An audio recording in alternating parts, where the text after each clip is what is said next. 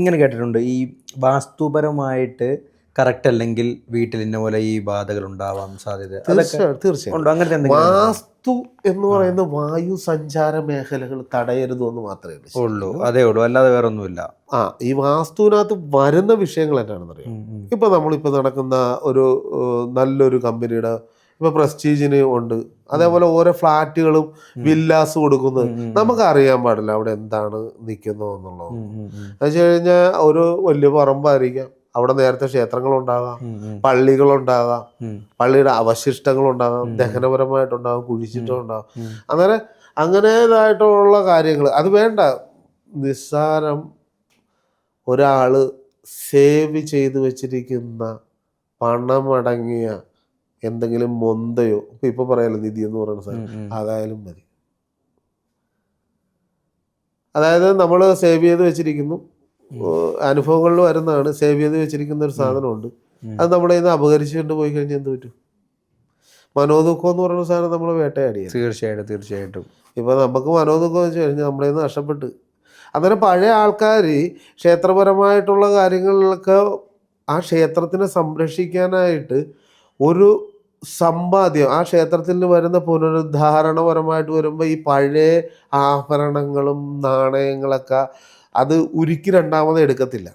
അത് ഒരു ചെറിയൊരു കലത്തിലാക്കി ആ വിഗ്രഹത്തിൻ്റെ താഴത്ത് സ്ഥാപിക്കും പഴയ. എന്ന് വെച്ച് കഴിഞ്ഞാൽ ഇനി വീണ്ടും ഒരു പുനരുദ്ധാരണം ഉണ്ടാകുമ്പോൾ അതിന് വേണ്ട മൂല്യം അവിടെ ഉണ്ട്. ഇപ്പൊ പത്മനാഭ സ്വാമി ക്ഷേത്രത്തിൽ ഇരിക്കുന്ന പോലെ തന്നെ അത് മൂല്യങ്ങൾ വെക്കുന്നതായിട്ടുണ്ട്.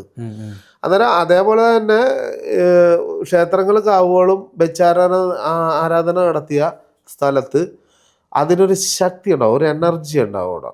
അത് ലെവൽ ചെയ്യുക, വീട് വെക്കും, പല സൈസ് വീടുകൾ വെക്കും, കാശുള്ളവർ എന്നിട്ട് മേടിക്കും, ലാസ്റ്റ് ഉറക്കയില്ല,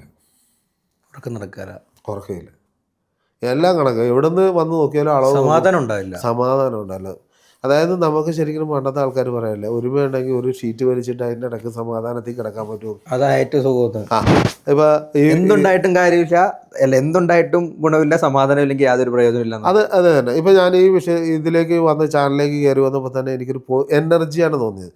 അതായത് ഒരു നെഗറ്റീവ് എനർജി അല്ല, ഒരു പോസിറ്റീവ് എനർജി. അന്നേരം ആ ചാനലിന് അത്ര ആ ഒരു ഇതിന് അറേഞ്ച്മെന്റും അവിടെ ഇരിക്കുന്ന ആ സെറ്റിൽ ചെയ്തിരിക്കുന്നതായിട്ട് പ്രേതബോധപരമായിട്ടൊന്നുമില്ല, ഒരു ഐശ്വര്യപൂർണ്ണമായിട്ട് നമുക്ക് ഇരിക്കാൻ തോന്നും. അതായത് സൈലന്റ് ആണ്, വളരെ സൈലന്റ്. എല്ലായിടത്തും ചെന്ന് കഴിഞ്ഞാൽ ഭയങ്കര ബഹളായിരിക്കും. അന്നേരം അത് നമ്മുടെ ആ ഒരു ഇതിൻ്റെ ഒരു പ്രത്യേകതയും അതിൻ്റെ ഒരു പോസിറ്റീവ് എനർജിയാണത്. അന്നേരം അതേപോലെ നമ്മൾ വീടുകൾ മേടിച്ച് കഴിയുമ്പോൾ ആ വീടുകളിൽ എൻ്റെ അടിയിൽ എന്തുണ്ടെന്നുള്ളതൊന്നും ആർക്കും അറിഞ്ഞുകൂടാ. പിന്നെ അല്ലാതെ തന്നെ ആ ഈ വീട് വെച്ച് കഴിഞ്ഞാൽ അറിയുന്ന ഈ വല്ല സർപ്പക്കാവോ അല്ലെങ്കിൽ അത്തരത്തിലുള്ള എന്തെങ്കിലും ഉണ്ടാവുമെന്ന്. അത് പിന്നീട് ഇപ്പൊ എന്ത് സാധനവും കുഴിച്ചിട്ട് ഇപ്പൊ ഒരു മൂർത്തിഭാവപരമായിട്ടുള്ള ഒരു ശക്തിയുള്ള സാധനം അവൻ പൊന്തുവെന്നാണ് പറയുന്നത്. വൈബ്രേഷൻ ഉണ്ടാവും.